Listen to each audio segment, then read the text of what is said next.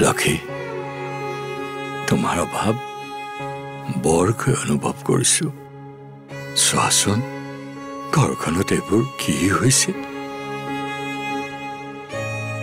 বৰ দুমোজাত আছো কি শুদ্ধ কি ভুল বুজিয়েই পোৱা নাই তুমি থকা হলে আজি সকলোবিলাক চম্ভালি ললাহেঁতেন গাভৰু ছোৱালী কিছুমান কথা মই কবলৈ অসুবিধা তুমি থাকিব লাগিছিল লক্ষী তুমি বুজালাহেঁতেন পৰি মই বৰ অসহায় হৈ পৰিছো ঘৰখনৰ সন্মান কেনেকে বচাও মই ভাবিয়েই পোৱা নাই লক্ষী পঢ়িয়ে এনেকুৱা এটা ভুল কৰিলে যিটো ভুলৰ শুধৰণি আচলতে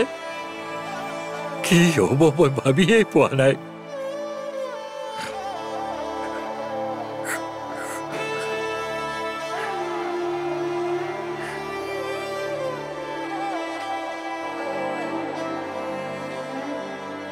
দেউতা মই বুজি পাইছো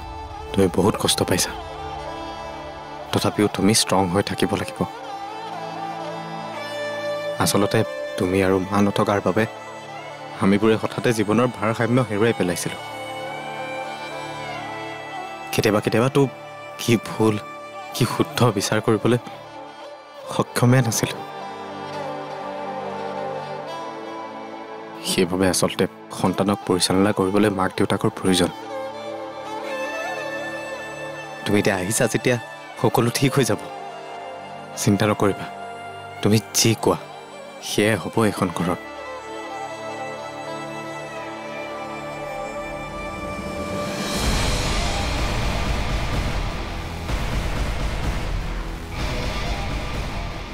তেন্তে পৰি বুজাবি তাই মোৰ সিদ্ধান্ত মানিব লাগিব বুজাম দিয়া তুমি এতিয়া শুবলৈ চেষ্টা কৰাচোন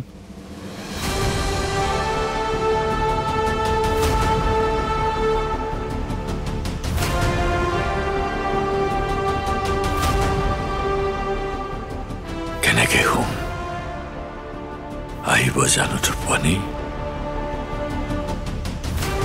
দুবেলা দুমুঠি নোখোৱা মানুহেও টোপনি যাব পাৰে কিন্তু লাজ অপমানত জৰ্জৰিত মানুহে টোপনি যাব নোৱাৰে মৃত্যুতকৈ বেছি ভয়ংকৰ এই জীৱন যা মোক অকলে থাকিবলৈ দে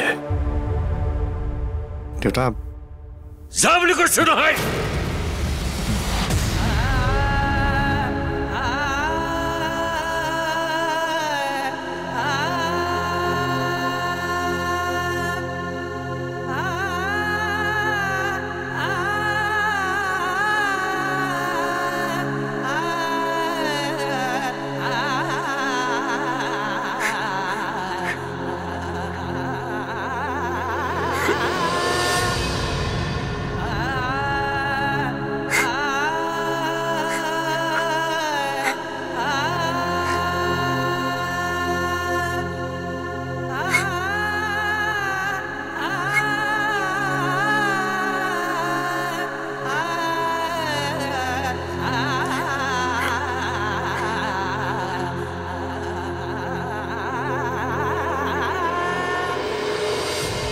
বা তই কেৱল নিজৰ কথা ভাবিলে নহব নহয় আমাৰ কথাও ভাবিব লাগিব তই যি ভাবিছ হেয়া কৰিলে আমি সমাজত কোনো মুখ উলিয়াব নোৱাৰিম গতিকে তই স্বাৰ্থপৰৰ দৰে সিদ্ধান্ত নলবি ইয়াৰে পৰা সম্পূৰ্ণ খণ্ড উপভোগ কৰক কেবল টিভিত ৰং চেনেলত